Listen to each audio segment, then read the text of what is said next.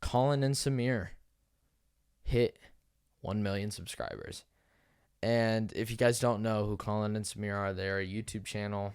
They've been on YouTube and been working on YouTube for I think like 10 years now. And they basically they interview YouTubers, successful YouTubers for sure. Like they've interviewed Mr. Beast a few times, Eric. I'm blanking on some names. Um, Tommy Innit. They've had Ryan Trahan. They've had a lot of different people on. I was trying to remember, but their whole thing is the creator economy, and I love it because it allows me to kind of get an insight on YouTube and what you're able to do with this and the amount of different like income sources and what other people have done and I watched their videos a few years ago when they were a little smaller. I think there were 200,000 subs.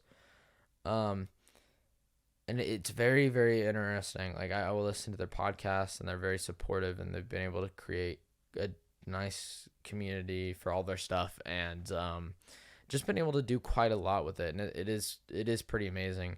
And I kind of hope to do the same thing in some form or another. They have a podcast. They talk mainly about YouTube and creators and stuff like that, which I realize that I kind of talk about a lot too, but it's because right now I'm just talking about shit I'm interested in, and I don't have someone else to necessarily bounce back and forth on.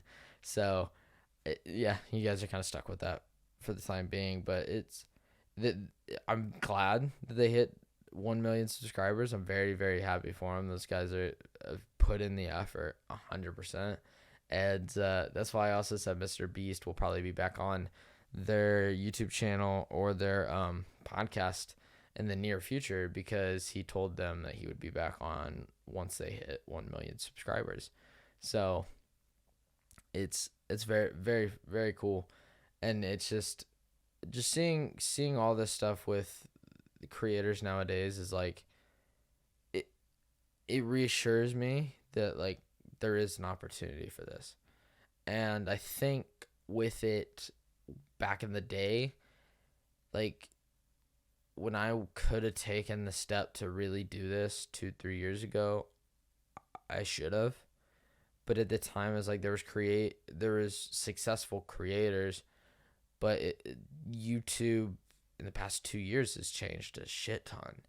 And the amount of success people have done and the people that started building companies like Mr. Beast and the Sidemen and Logan Paul and all these people have been able to actually build companies around them.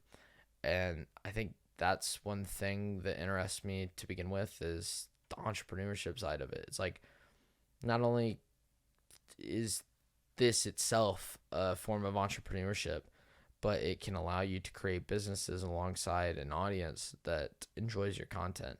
And I find that quite amazing. Like I've always wanted to have my own company or business, and eventually I feel like this itself could become one, but I would love to do something else that's may or may not be connected to it. So to see all these different creators within the past 2-3 years be able to grow and develop and do all these different things and opportunities and take these just I guess leaps of faith to begin with, because I think a lot of them were nervous about doing a lot of shit like that. It's really cool to see because it's like YouTube isn't just making videos. It can become more than that. Where it's like 2-3 years ago, you could be successful, but like at that point in time, YouTubers weren't necessarily creating other stuff besides YouTube, like their own YouTube shit. So it's very, very cool to see it now, and it's kind of like reassuring that there's other opportunities than just creating YouTube videos. And it's like that's great, but that's not always sustainable. Where at least in the very, very, very long term, it's like I don't necessarily think Logan Paul is going to be making YouTube videos when he's 55. But if he has Prime or at that point other companies that he's been able to start, and fuck, maybe he sells Prime for billions of dollars, he's still set. So it's like you don't. There's a lot you can do, and I think that's what I like about it is having different opportunities.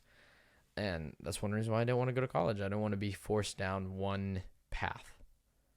And I think most people actually struggle with that and end up down the wrong path. And I didn't want that. So that's kind of how I ended up here. And I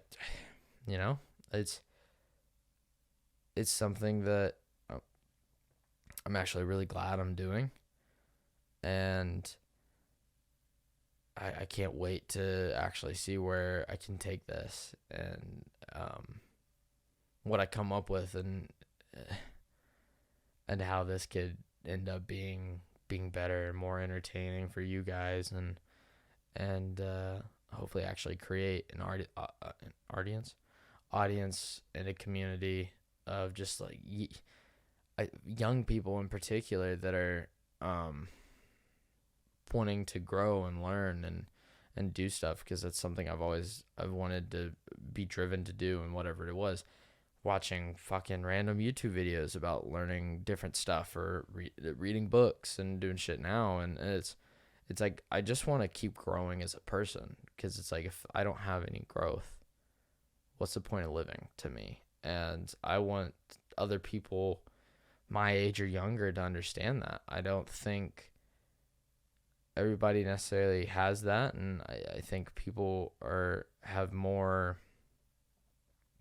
They're capable of more than they realize, and I think I want to hopefully inspire younger people to actually do that and do shit they want to do, like take that risk a little bit to do what it is that they put their mind to, and to learn and grow and develop, and not be stuck in a rut and watch fucking TikTok all day long and do other stuff, and actually start a company, start a business, do travel, do the shit that makes life enjoyable.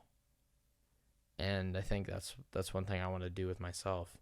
So it's like if I can end up providing a direction for someone, I'm grateful, and I hope you guys do enjoy and take something from this podcast eventually. Like I said, even a couple episodes, this is still in its infant stages, and we're learning as we go along. But we move. We're gonna keep working, and I'm gonna try figuring all this out for you and myself.